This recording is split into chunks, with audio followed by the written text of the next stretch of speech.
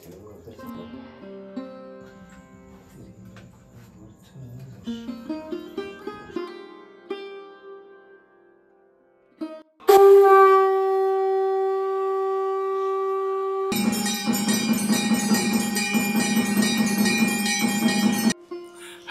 ओम श्री गुरुभ्यो नमः। हरिः ओम यस्ते मन्यो वेदद्वज्रसायकसहभोजः पुष्यति विश्वमानुषक साह्यामदा समार्यं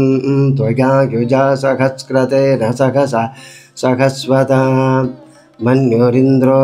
मन्युरेवास देवो मन्युर्होता वरुणो जातवेदाः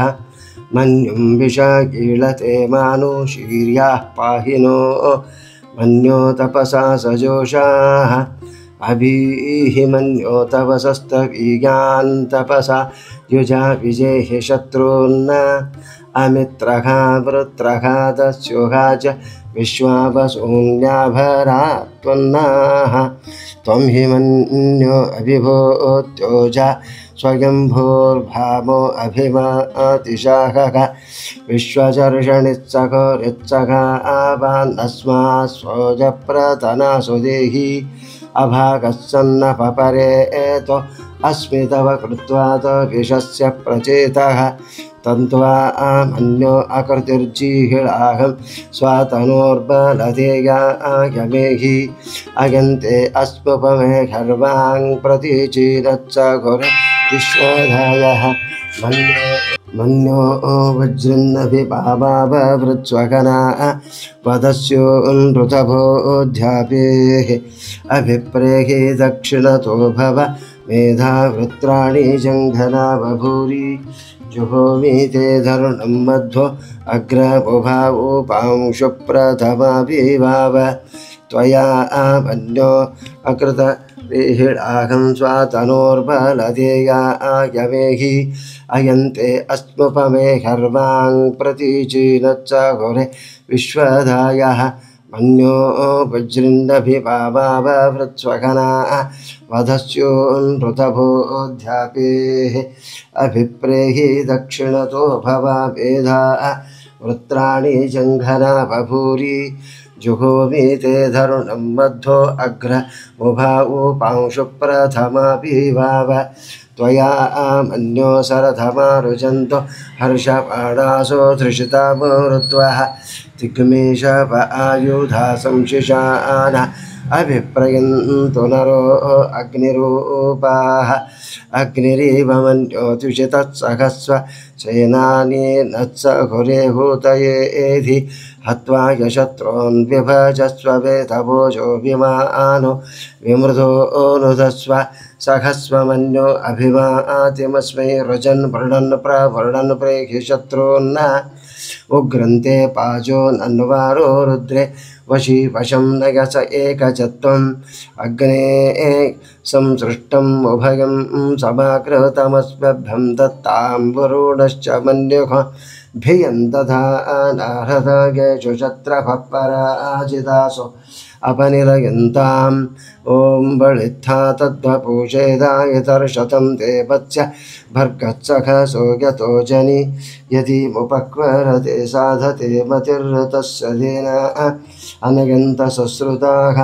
पृक्षोपपितुमा नित्य आचगे द्वितीयमां सप्तशीवासु मातृशो तृतीयामच्च ऋषभश्च तोखसे दश प्रमतिं जनयन्त योषणः निर्यतिं बुद्धान्मयशस्य पर्पस ईशानासश्चवसा क्रन्तसूरगाः यदि मनुप्रतिभो मध्वा आधवे गुहा सन्तुं मातरिश्वामधायति प्रयत्पितुः परमान्नीयते पर्यापृक्षुतो विरुधोधं सोरोहति उभायदश्च जनुषं यदिन्वात आदिध्यविष्टो अभवत् गृणाशिजीः आदिन्मात्रो रावीषद्यास्वाशुचिरिं सेवान उर्विया विवा आवृधे अनुयत्पूर्वा अरोहत्सना चिवो निनव्यासीष्व रासुधावती। त्रिष्वप्येवावतारेश्वरिभिरभगणं हिंसितो निर्विकार सर्वज्ञः सर्वशक्तिः सकलगुणगणः रूपप्रगल्भः स्वच्छन्दमृत्युः सुखशिशुजनं देवकिं चित्रमुत्र त्राता यस्य त्रिधाम जगदुतवशगं किङ्कराः शङ्कराध्याः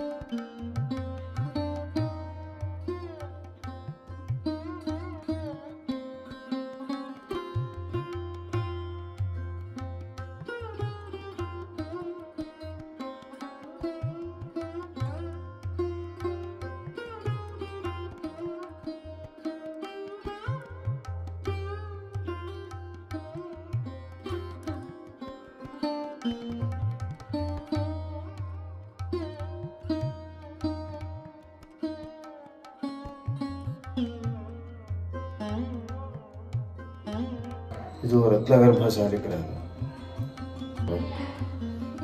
ದೀಪಗಳಲ್ಲಿ ಬೆಳಕು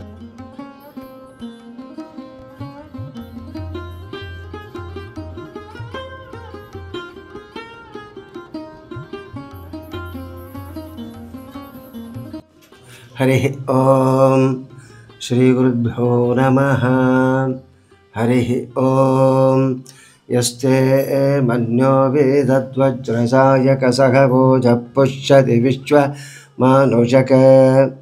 साह्यामदा समार्यं त्वया युजा सहस्कृतेन सहसा सहस्वता मन्युरिन्द्रो मन्युरेवास देवो मन्युर्होता वरुणो जातवेदाः मन्युं विषकीलते मानुषीर्याः पाहिनो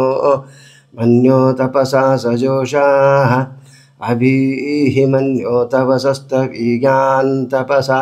युजा विजेहि शत्रून् अमित्रः वृत्रः दस्युः च विश्वावसून्याभरा त्वन्नाः त्वं हि मन्यो अभिभूत्योजा स्वयंभूर्भामो अभिमातिशाखः विश्वचर्षणित्सखोरित्सख आवान्नस्मात् स्वोजप्रतना सुदेहि अभागः सन्नपरेतो अस्मि तव कृत्वा विषस्य प्रचेतः तन्त्वा मन्यो अकृतिर्जिहिळाहं स्वातनोर्बलधेयायमेहि अयन्ते अस्मुपमे गर्वां प्रतीचीरच्च घोर विश्वधायः मन्यो वज्रन्नभिपावाववृत्स्वगना वदस्योऽनृतभोऽध्यापेः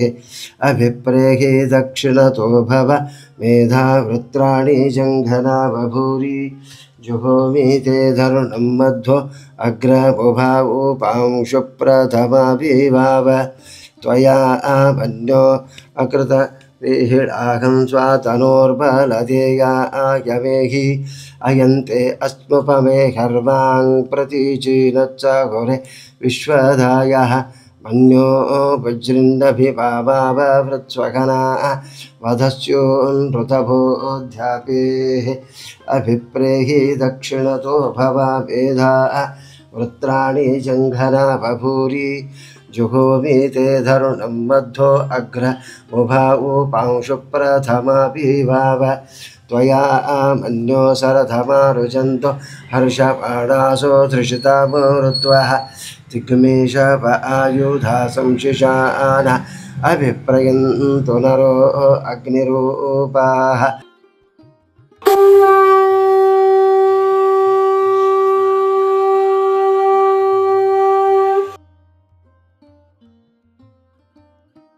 अग्निरेव मन्योतिषितत्सहस्व सेनानी नत्स घुरे हूतयेधि हत्वा यशत्रून् विभजस्व वेदभोजो विमानो विमृधो नुदस्व सहस्व मन्यो अभिमातिमस्मै रुजन् वृणन् प्रवृणन् प्रेहि शत्रून् उग्रन्ते पाजो नन्वारो रुद्रे वशी वशं नगस एकचत्वम् अग्ने संसृष्टम् उभयं समाकृतमस्मभ्यं दत्तां वरुणश्च मन्युः भियं तथा नारदगेषु शत्रभः पराजितासो अपनिलयन्ताम् ॐ बलित्था तद्वपूषेदायतर्शतं देवस्य भर्गत्सखसो यतो जनि यदि साधते मतिर्तस्य धेना अनगन्तसश्रुताः प्रक्षोभपितुमानित्य आचगे द्वितीयमां सप्तशीवासु मातृषु तृतीयामच्च ऋषभश्च दोहसे दश प्रमतिं जनयन्तयोषाणाः निर्यतिं